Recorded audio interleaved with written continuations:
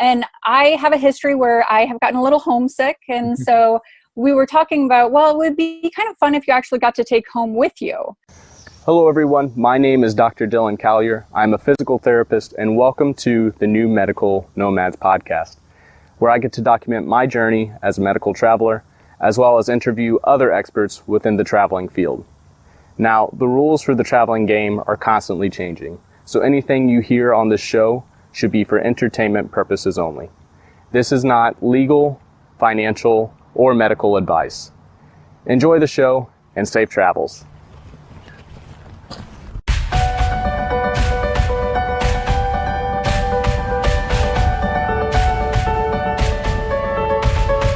Hello, everyone, and welcome to another episode of the New Medical Nomads podcast. My name is Dylan Collier, and today I am with Tiffney Touton, who is a traveling physical therapist, and she travels in a mobile trailer.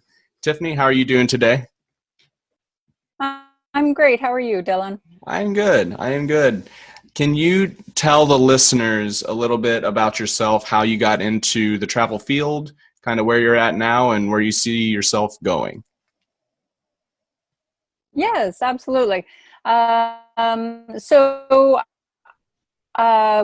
Finished PT school in Las Vegas, Nevada. And the plan was to start traveling after a couple years of working in a clinic. I worked outpatient ortho for 2 years. And then my wife and I are both physical therapists, and we travel now. We had decided to wait. Her grandmother was not doing well, so we waited. And I actually started a different job and worked 5 years in performing arts in Las Vegas, and I loved my job. And so after 5 years, her grandmother had passed, and we were both just ready to really try and do the adventure of traveling. And so we packed everything up, and we decided to go about it with getting a travel trailer, and we've hit the road since, and we've been traveling for about a little over a year now. Very, very cool. Did you decide to get the trailer before you started your first assignment? Yes, we did. So we had talked to a couple people that had done traveling, and one of the challenges they had talked about was finding housing, and then packing everything up and in their car and moving on to the next location. And I have a history where I have gotten a little homesick, and so we were talking about, well, it would be kind of fun if you actually got to take home with you on assignment. And so we also have a 14-year-old dog that is traveling with us, and she's about 60, 70 pounds. So it makes it harder to find a place to live.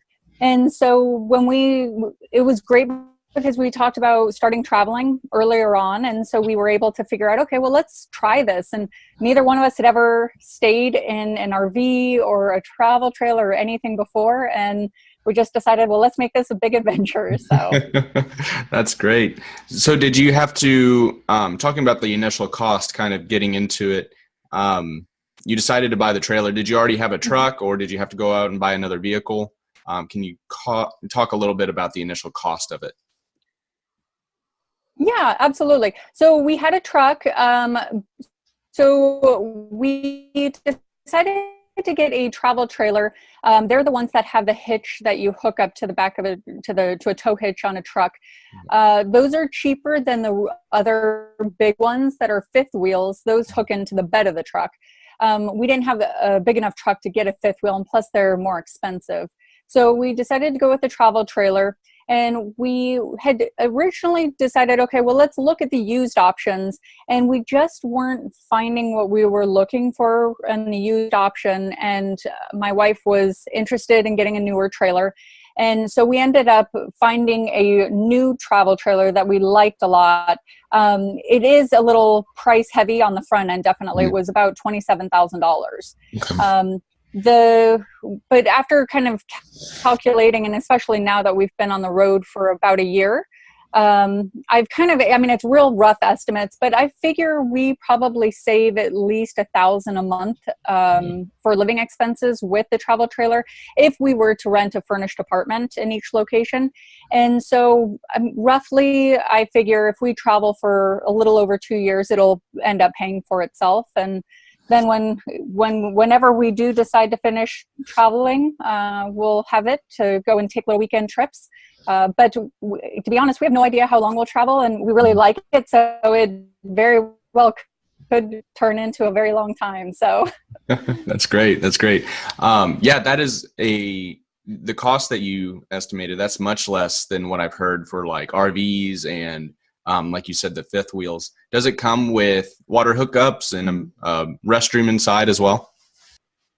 yes, absolutely. So, if you go to a campground or an RV park that has full hookups, so we have sewer hookups, water hookups, power, depending on where you're staying. Some places will also have cable and Wi-Fi. And typically depending on where you're at, but a lot of parks, like you will probably pay for your electric, but everything else is pretty much taken care of. Got it. When you're traveling and you and your wife are both having contracts, do you have two vehicles or do you just have the truck? No, we have the truck, and we also have a Subaru Forester. Okay. So when we are traveling from one location to the next, it is a bummer because we have to drive separately. But we have done 2 out of 4 assignments have been home health. And so we both have done home health, so we need to have the 2 vehicles for it. Got it. But it actually is, for the most part, it's worked out pretty well. Okay. Very cool. When you are traveling around, how easy is it for you to find an RV hookup or a park to stay at when you're going to a new assignment? That's a great question.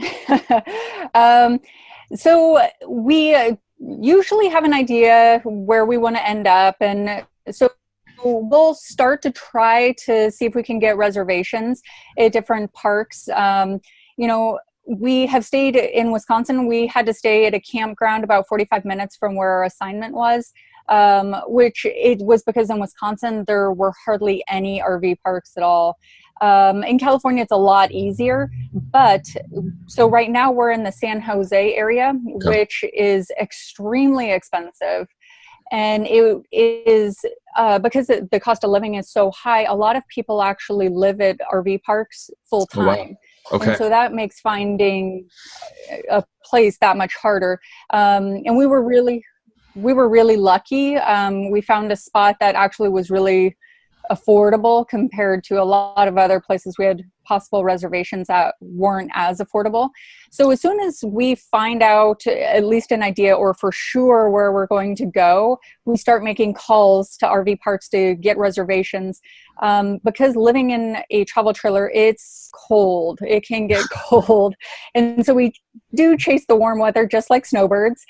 And so then you're kind of fighting with the snowbirds a little bit to get the reservations. But one little trick that I have at least learned along the way is a lot of parks sometimes they'll say 55 and over. And I always throw in, whenever they say that it's, oh, you know what, I'm sorry, it's just 55 and over, I always throw in, well, oh gosh, I'm a traveling physical therapist. And more times than not, they've said, oh, we love traveling therapists and traveling nurses. Absolutely. Well, and they love to have you in the park once they find out you're a traveling therapist.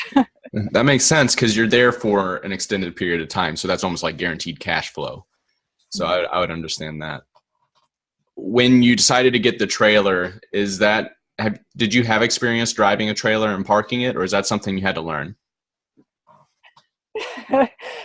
Oh, that was a huge learning curve. It was so hard.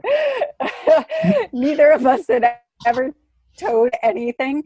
Mm-hmm. And the first time when we picked it up, that first left-hand turn, it makes so much more noise when you're driving it that I had ever thought. And I think we both were screaming the first time we heard that noise because we were so unfamiliar with it. And we immediately took it to a high school and practiced in a school bus parking lot trying to learn to back it up. Got it. Now, I will say, after a year, we've gotten better, but it still it still takes a while to back up. But one thing that's awesome is every place we've been to, whenever you arrive, usually people are sitting outside, and almost always people come over and end up giving you a hand, which is, it's great. Honestly, the RV parks, people are so nice. That's funny. I had experience with driving smaller trailers, usually with like 4-wheelers on the back or lawnmowers. And I remember going out with my dad, and I would have my friend next to me, and it was almost comical because he would be yelling, but you couldn't really hear him. And then all you could see were these like hand signals, and it wasn't normal hand signals, like back up. It was like, and it's like, I don't know what that means. And so we ended up like usually getting into an argument after that. And it's just like, what do you want me to do? Oh, yes. But there are definitely arguments that but I remember sitting there with my friend Josh, and I'm just like, do you know what he's saying? He's like, I have no idea. I think we should go this way. And then if he started yelling, then we knew it was the wrong way, so you could cut it the other way. But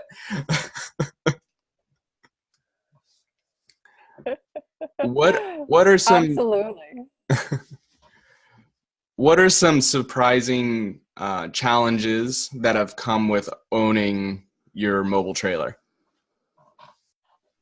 Well, so it has been just a big learning curve on what we need to do for maintaining.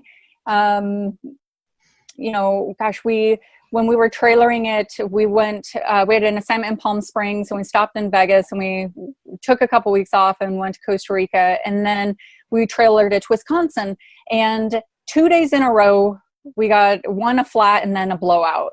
And so it was learning really quickly what you have to do with that. And moisture, living in a travel trailer, it doesn't deal well with moisture. And so having to figure out that, and using a propane stove. And so those are definitely all little challenges that we've had to kind of learn along the way.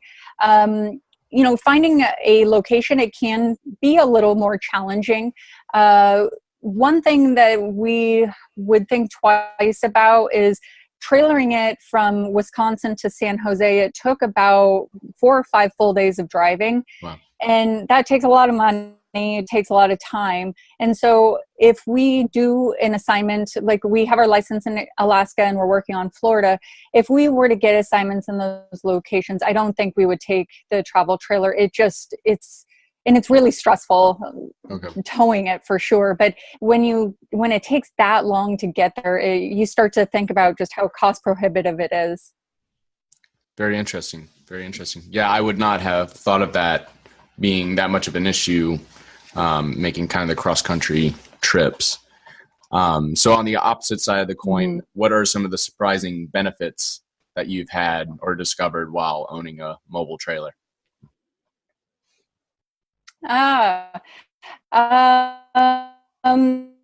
You learn that you can actually be more adaptable for sure, and you actually might be a little more handy than you thought you were. As stuff, it does break down every once in a while, and you learn to fix it. Honestly, for me, it has been awesome meeting people at the RV parks. When we were in Palm Springs, it was such an awesome experience living where we were, because everyone around, I swear they had a party every single night, and meeting people was just so much more fun living at the RV park. And it makes it so awesome. Just, you're cooking and you have the door open and you have these awesome views right in front of you a lot of times. And it's nice because it's the comfort. It has become home for sure. So that's nice to have that comfort with us. And it makes it fun. And when you have friends that come visit, they think it's this big adventure when they get to stay in the travel trailer. That's awesome. We had just gotten done with Halloween. Do you guys have trick-or-treaters when you're at the RV parks or wherever you're parked at?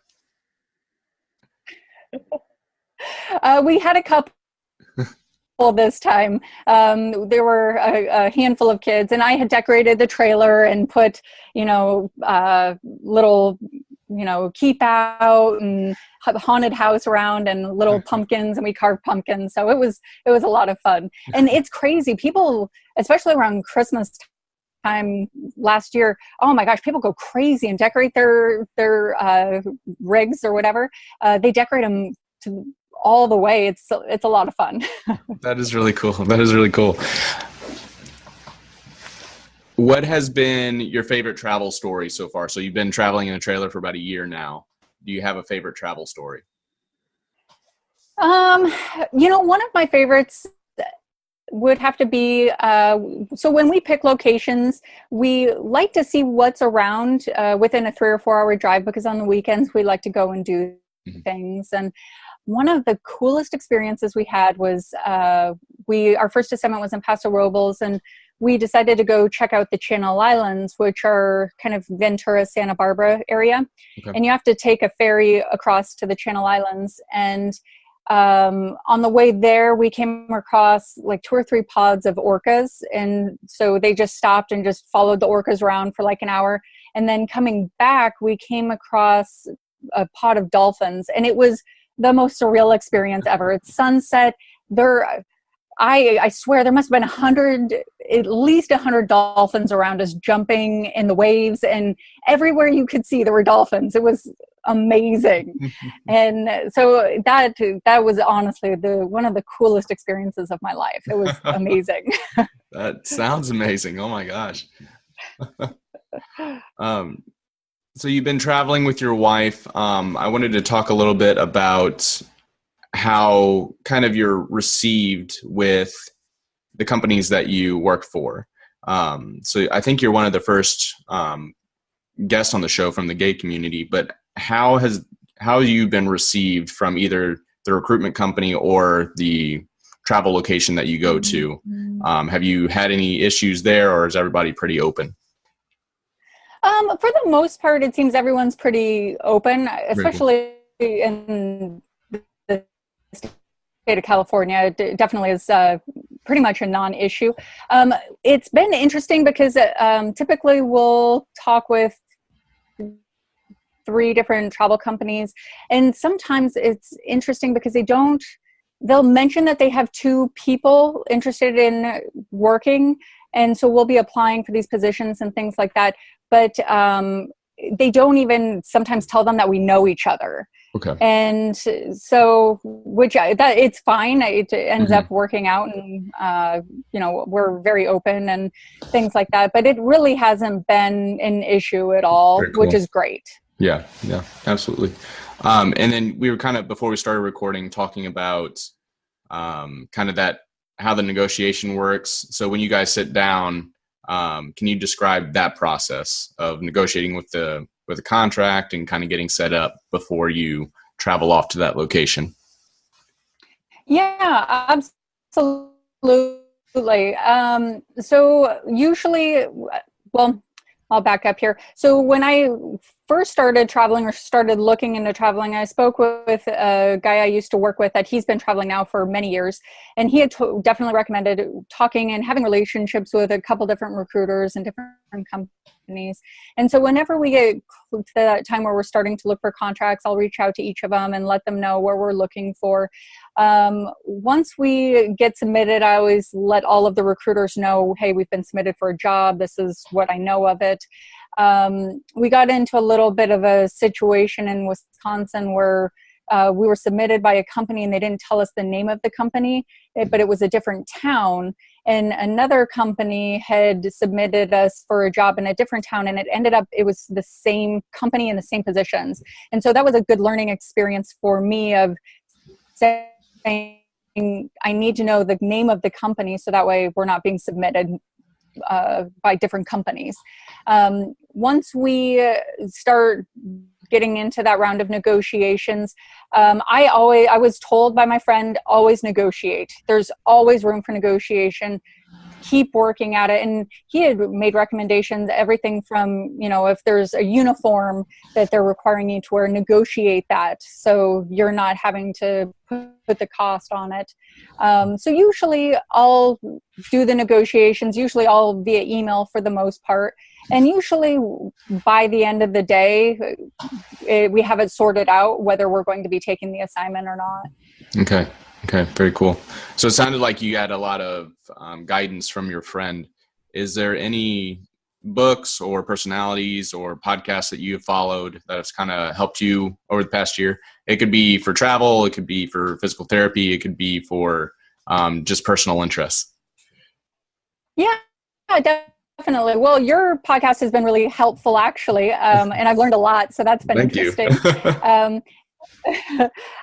Some some other podcasts I do like to listen to. I like to listen to a lot of financial podcasts, and so I listen to Afford Anything with Paula Pant and the Mad Scientist. Those are all some of the personalities I listen to are about the financial independence, and I'm not quite a diehard in that movement by any means, but I feel like there's a lot of knowledge I've gained from it. A fun podcast that I really got into when I was training for a half marathon was a Half-Hour Intern by Blake Fletcher. He interviews different people that have fun in different kinds of jobs. So it's interesting.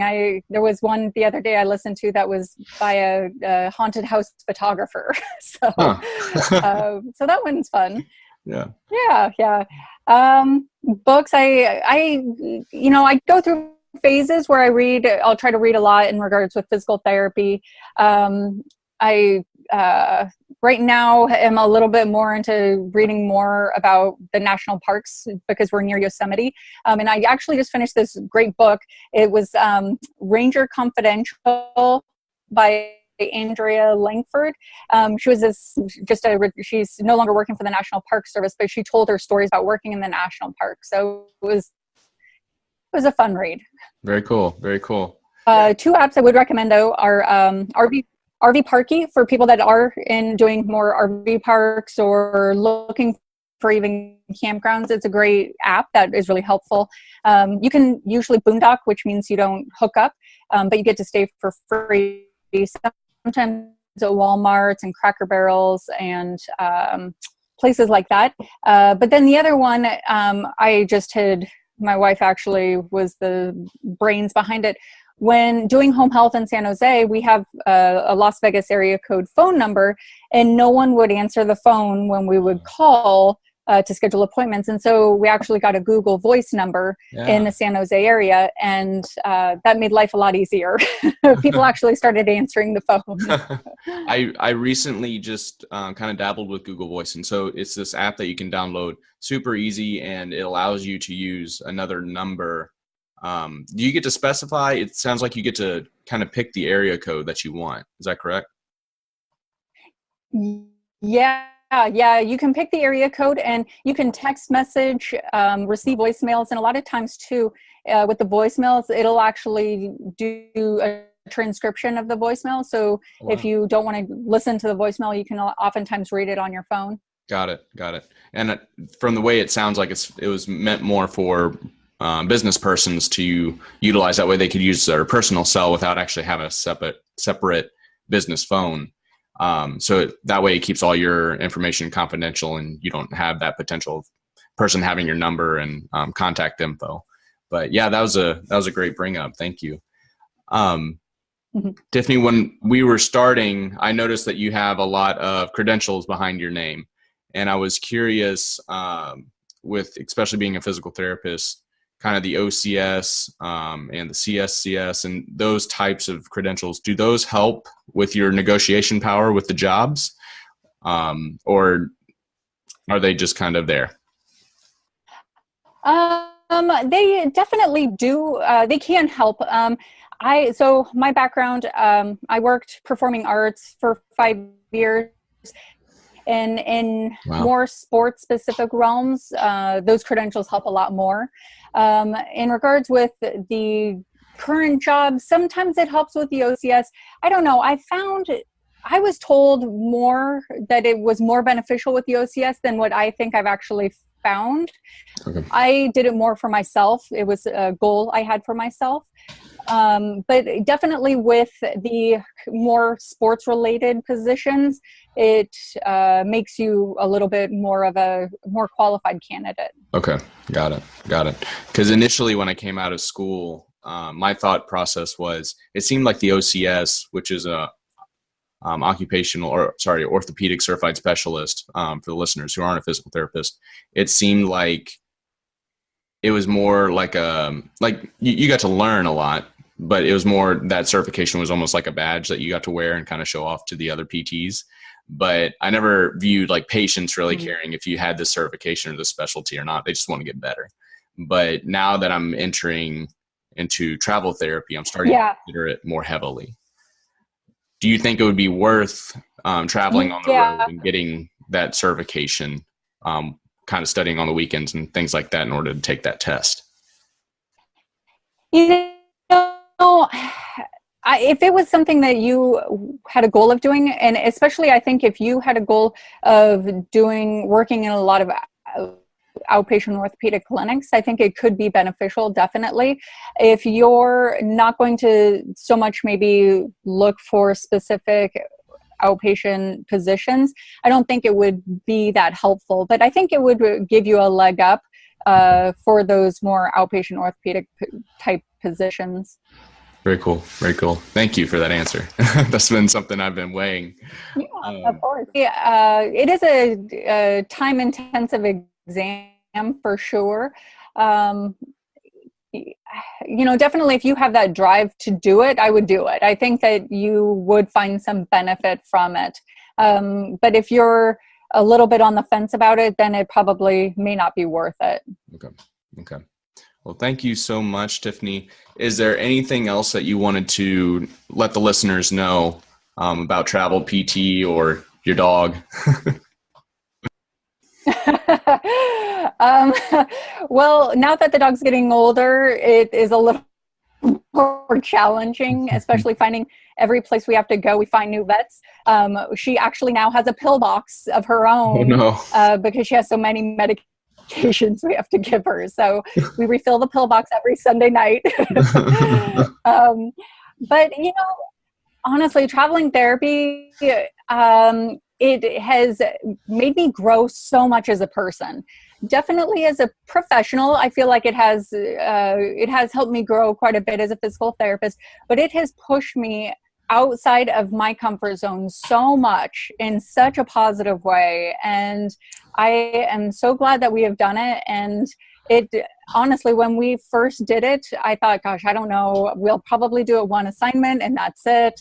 And now we're a year in and now we're like, well, I don't know. I mean, maybe we could do this, for the next 5 years, who knows? So I would say if you're on the fence, do it, because you know what, it's better to have said, I tried it and it just wasn't for me, rather than never knowing. So just try it.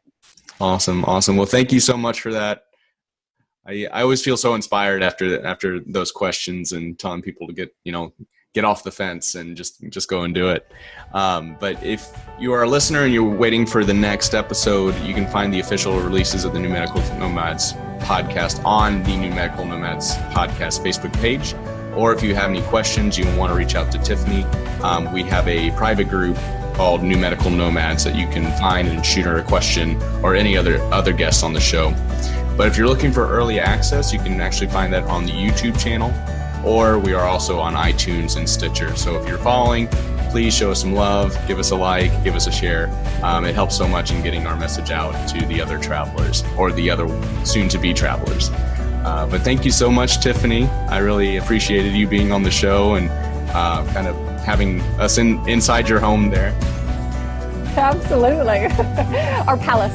The palace. All right. Well, thank you so much.